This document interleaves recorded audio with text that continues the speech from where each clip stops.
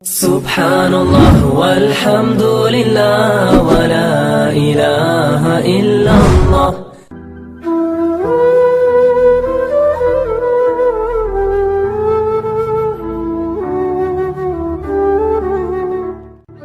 Ittaqu da'watal mazlum, takutlah kamu pada doa orang yang teraniaya. Ada seorang nelayan, anaknya dalam keadaan lapar menangis, meneteskan air mata karena tidak makan. Lalu kemudian dia ambil jaringnya, dia pun pergi ke tengah laut. Lalu kemudian dia pasang jaring. Alhamdulillah, usahanya dikabulkan Allah. Senang hati melihat seekor ikan besar. Lalu dia pun bawa pulang. Terbayang anak akan menyuap, hilang letih, hilang lelah, tetes peluh keringat dan air mata. Karena nanti anak akan makan nyaman, tenang, perut kenyang, anak akan tertidur. Hilang lelah melihat senyum anak tertidur pulas. Tapi ternyata itu hanya sebagai mimpi semata. Karena di tengah perjalanan saat dia tenteng ikan, ada seorang raja penguasa yang ternyata suka melihat ikan ini. Pengawal, ambil ikan. Oh, Tuan Raja, ini untuk anakku yang sedang lapar. Ternyata orang-orang yang punya kuasa ini ada kenikmatan. Sebenarnya nikmatnya bukan saat makan ikan itu, tapi saat merampas ikan itu dari orang yang zalim, dari orang yang lemah. Nampak kezalimannya, menunjukkan kuasa terhadap orang yang hina. Ternyata ada kenikmatan tersendiri bagi mereka yang punya penyakit luar biasa. Nikmat kekuasaan berubah menjadi azab yang luar biasa. Ambil ikannya. Mau tidak mau, suka tidak suka, nelayan yang lemah. Tak terbayangkan bagaimana nanti dia akan pulang ke rumah dalam keadaan anak lapar, menangis, meratap. Tapi itulah kenyataan yang harus dihadapi. Apa yang terjadi? Ratu senang melihat ikan besar. Ini ikan besar, ya, ikan kesukaan Tuan Raja. Ikan menggelepar, takdir berkata, taring ikan mengena ke ujung jari raja. Tiba-tiba saja raja merasakan sakit yang luar biasa.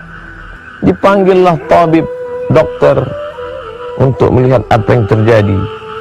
Ternyata racun dari ikan beracun, sudah masuk ke darah dan sudah mulai terasa. Lama kesembuhan tak juga tiba. Bagaimana ini tabib? Bagaimana ini dokter? Nampaknya tangan Tuan Raja harus diamputasi. Tidak ada obat lain, tidak ada. Akhirnya jari harus hilang. Tapi ternyata nyerinya tetap tidak hilang. Jari sudah hilang karena dia bukan berada di jari, tapi sudah masuk ke darah. Kalau begitu harus dipotong sampai ke pergelangan. Nauzubillah, menyakitkan, mengerikan, menakutkan. Tapi ini harus dilakukan. Kalau begitu harus dipotong sampai ke pergelangan tangan. Bagaimana rasanya Tuan Raja? Masih tetap tidak hilang. Nyeri, denyut. Kalau begitu mesti dipotong sampai ke siku. Apa boleh buat? Itulah satu-satunya solusi. Nauzubillah, jangan sampai terjadi pada diri kita, pada anak cucu keturunan kita. Dipotong sampai ke siku. Nyeri hilang. Tapi risau, gundah gulana, jantung, hati tak tenang, tetap datang. Malam tak lelap, siang tak kenyang. Apa sebenarnya yang terjadi? Maka dipanggillah ahli hikmah yang dapat melihat hati. Apa yang sebenarnya terjadi dengan hati? Tuan Raja, ada orang yang sedang teraniaya, terzalim. Coba engkau renung kembali, wahai Tuan Raja, apa yang kau rasakan? Betul, memang ikan ini diambil dari orang yang sedang pulang, akan memberikan sesuap makanan pada anak-anak yang menangis di rumah. Ternyata ada orang yang teraniaya, Tuan Raja.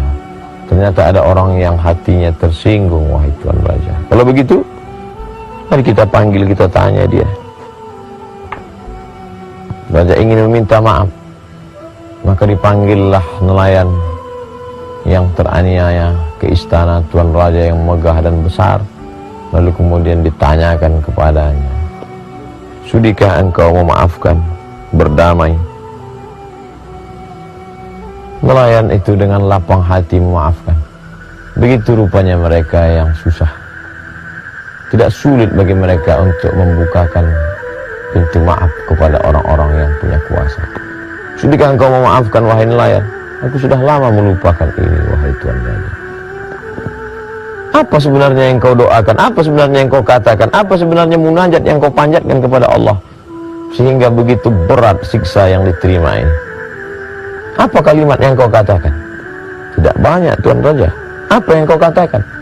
Ya Allah, Raja sudah menunjukkan kuasanya, maka tunjukkan kuasamu. Bergetar hati Raja. Ternyata dia tidak mengadu kepada penguasa, dia tidak meminta kepada manusia, dia tidak berharap kepada hamba, tapi dia mengadu kepada pemilik hamba. Qalbul mu'min baina asabi'ir rahman, hati seorang manusia berada dalam genggaman qudrat, iradat, kuasa Allah Subhanahu wa taala. Mengadu kepada manusia kecewa, mengadu kepada kawan esok dia akan berubah menjadi lawan. Mengadu kepada penguasa boleh jadi akan sia-sia, tapi mengadu kepada dia yang tak pernah mengecewakan harapan dan munajat serta permohonan dengan satu kalimat, ya Allah, Raja sudah menunjukkan kuasanya, maka tunjukkan kuasamu ya Allah. Ikan juga lemah, tapi ternyata gigi taringnya mengandung bisa. Bisa itu masuk ke darah, masuk ke dalam tulang. Begitulah Allah membalas. Ittaqu da'watal mazlum. Hati-hati, waspada terhadap doa orang yang teraniaya. Mudah-mudahan kita tak pernah menganiaya orang, dan andai pun pernah, mohon maaf. Terima kasih. Wassalamualaikum warahmatullahi wabarakatuh.